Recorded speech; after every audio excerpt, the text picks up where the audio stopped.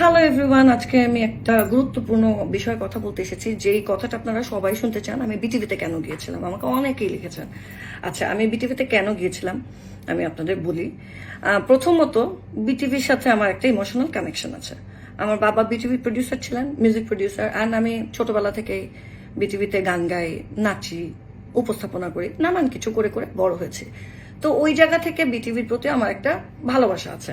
Okay fine, কিন্তু সেই দিন বিটিভিতে যাওয়া আর আমার এই ইমোশনাল ব্যাপারটা একদমই আলাদা। তো আমাকে বিটিভিতে যাওয়ার জন্য যেদিন বিটিভিতে আমরা গেলাম তার আগের দিন রাতে আমার এক বন্ধু ফোন দিল। আমার বাসায় ডিশের লাইন ছিল না, কারণ আমি বাসা শিফট করছিলাম। আমার বন্ধুটা যখন ফোন দিল তার কিছুক্ষণ আগে আমি ডিশের লাইন পেয়েছি, মানে তার হয়তো 3-4 ঘন্টা আগে। তখন পিএম অলরেডি, মানে তখনকার পিএম শেখ হাসিনা অলরেডি একটা ভাষণ দিয়েছে, যে ভাষণটা শোনার পরে মেজাজটা খারাপ হয়ে গেছে। তো তারপরে আমার এক সহকর্মী আমাকে ফোন দিল, ফোন দিয়ে বললো যে স্বাগতা, দেশের যে কি পরিস্থিতি, এই পরিস্থিতি থেকে আমাদের চুপ থাকা উচিত? আমি তখন বললাম, না, অবশ্যই না, দেশের পরিস্থিতিতে তো আমাদেরকে এগিয়ে যাওয়া উচিত। তারপর সে আমাকে জানালো যে আমরা সব আর্টিস্টরা মিলে সিদ্ধান্ত নিয়েছি, ইনক্লুডিং আর্টিস্ট ইকিউটি, সিদ্ধান্ত নিয়েছে আমরা সবাই বিটিভিতে প্রোটেস্ট করবো। আমরা এরকম অরাজকতা, অশান্তি বাংলাদেশে চাই না। তো আমিও চাই না ভাই। তো তারপরে বললাম যে ঠিক আছে, আমিও আসলে অশান্তি চাই না, অরাজকতা চাই না। শাহবাগে স্টুডেন্টরা আন্দোলন করছে, তো আমরা বিটিভিতে দাঁড়িয়ে আন্দোলন করব যাতে গভর্নমেন্ট এটা সমাধান করে। ওকে, সো এটা ভেবে আমি এক্সাইটেড যে সকালবেলা উঠে প্রোটেস্ট করতে যাব, আমি এই সিচুয়েশনের বিরুদ্ধে কথা বলবো। তারপর যখন আমি বিটিভিতে গেলাম, যাওয়ার পর আমি বুঝতে পারলাম যে এটা আসলে এই প্রোটেস্টের বিরুদ্ধে ওরা দাঁড়িয়েছে। ওকে, এবং প্রোটেস্টের বিরুদ্ধে অন্ধভাবে দাঁড়িয়েছে। তো যখন প্রোটেস্টের বিরুদ্ধে দাঁড়িয়েছে বুঝতে পারলাম, তখন আমি আস্তে আস্তে আসলে ওই জায়গা ত্যাগ করি, কারণ ওইটা আমার ফিলোসফির সাথে যাচ্ছিল না। তো আমি ত্যাগ করে আমার বাসায় চলে আসি। পথিমধ্যে আমার এক বন্ধু, মানে আমার সহকর্মী, আমাকে ফোন দেয় যে ওরা ঢাকা মেডিকেল যাচ্ছে, সো আমি কি যাবো কিনা। তারপর আমি বলি যে না, আমি যাব না, কারণ আসলে আমি বুঝতে পেরেছি যে আমাকে যেই কথা বলে আনা হয়েছে আসলে এখানে সেটা ঘটছে না। সেটা আমি তাকে তখনও জানাইনি, আমি তাকে বলেছি যে না, আমি যাব না, সরি। তো তারপরে তো গেলাম, যাওয়ার পরে তারপর তো চলে আসলাম বাসায়। আসার পরে পথে আমার বন্ধু ফোন করলো, তারপর আমি বললাম আমি যাব না। তো তারপরে আমি আবার বাসায় ফিরে আমার সেই বন্ধুকে ফোন দিলাম, কি দেখলি ঢাকা মেডিকেলে? তো সে যা বলার বললো। বলার পর আমি বললাম যে, এবং আমি ওখানে শুনে আসছিলাম যে বিভিন্ন জন বলছে যে আমাদের জননেত্রী বঙ্গবন্ধু শেখ মুজিবুর রহমানের কন্যা, জাতির পিতা বঙ্গবন্ধু শেখ মুজিবুর রহমানের কন্যা, জননীয় নেত্রী শেখ হাসিনা কাউকে কখনো সরি বলবে না।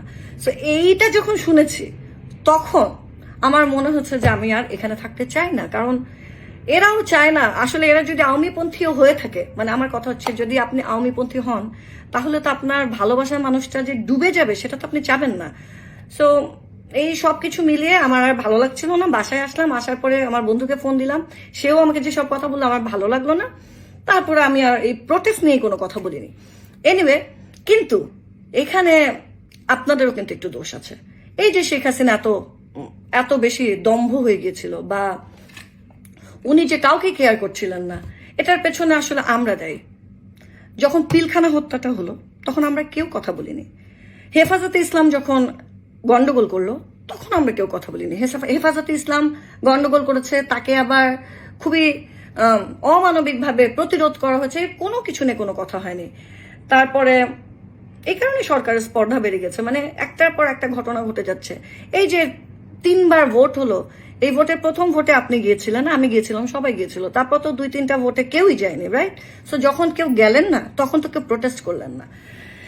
এখন নিজের গায়ে তো কেউ, নিজের ঘাড়ে কেউ দোষ নিতে চায় না। আমি নিলাম, যে কারণ আমি বিটিভিতে গিয়েছিলাম, এটা আমি স্বীকার করলাম, নিজের ঘাড়ে দোষ নিলাম। কিন্তু যাওয়ার পরে আমার ওখানকার প্রপাগান্ডা ভালো লাগে নাই, আমি চলে এসেছি।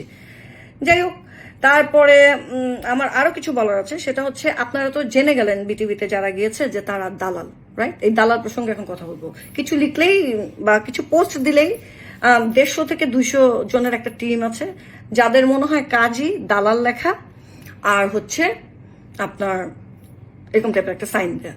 এনিওয়ে সো দালাল যে বলছেন, আমাকে কেন দালাল বলছেন? দালাল কাকে বলে? আমি কি আপনার বাসার মেয়েকে কাউকে সাপ্লাই দিয়েছি? নো।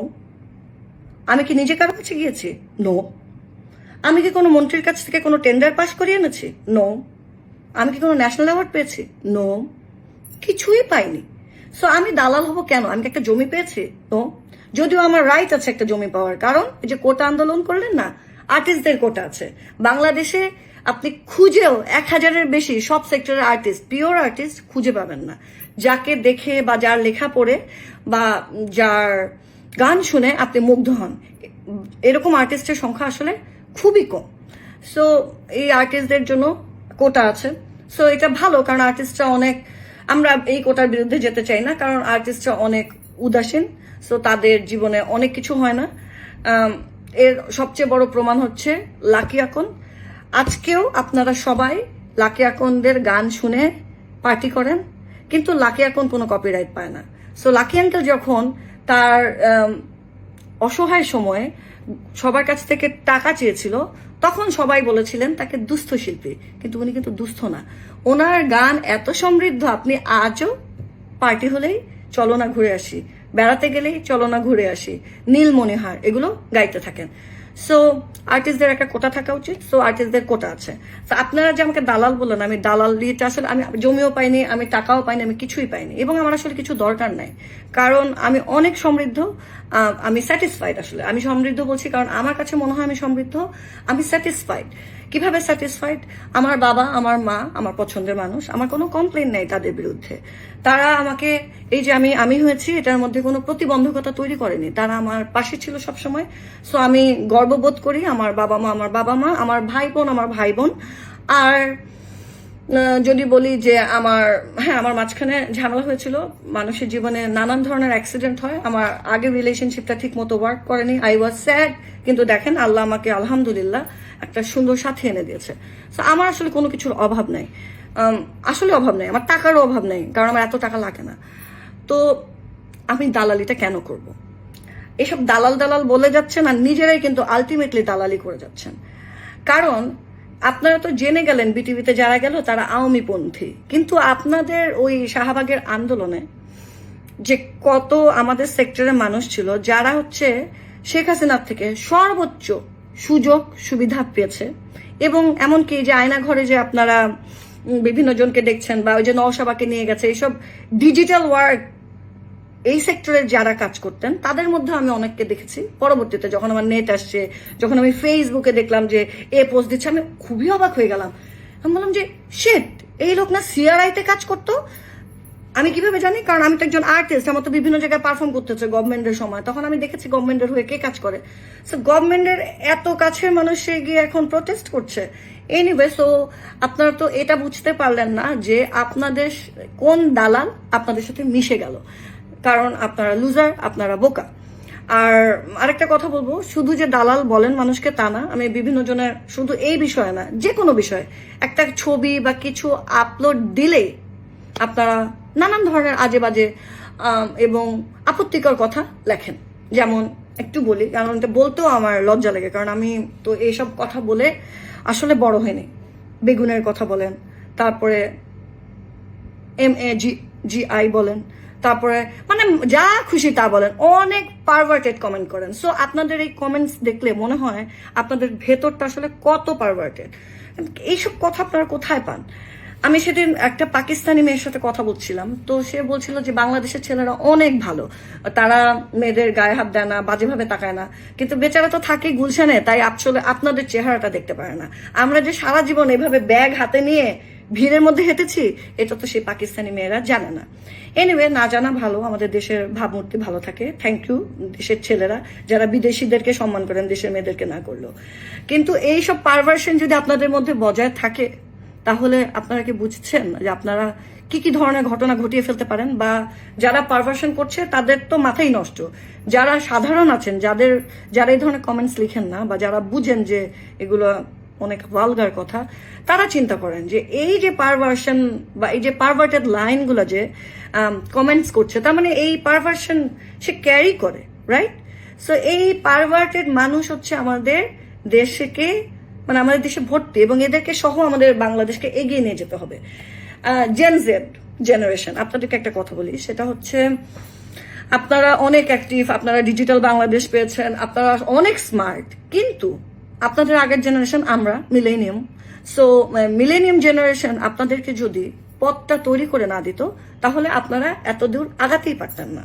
এটা যদি স্বীকার না করেন, তাহলে আপনাদের উপরে ওঠা বা আপনাদের মানে এটা হচ্ছে নিয়ম প্রকৃতির। আপনি যদি প্রকৃতিকে অ্যাপ্রিসিয়েট না করেন অ্যান্ড কৃতজ্ঞ না থাকেন, তাহলে প্রকৃতি আপনার সাথে বিট্রে করবে। সো আপনি যেহেতু আপনারা আমাদের জেনারেশনকে একদমই তুচ্ছ-তাচ্ছিল্য করে ফেলছেন এবং এটাকে অ্যাপ্রিসিয়েট করছেন না, তাদের জন্য বলবো যে আসলে অ্যাপ্রিসিয়েট করা উচিত।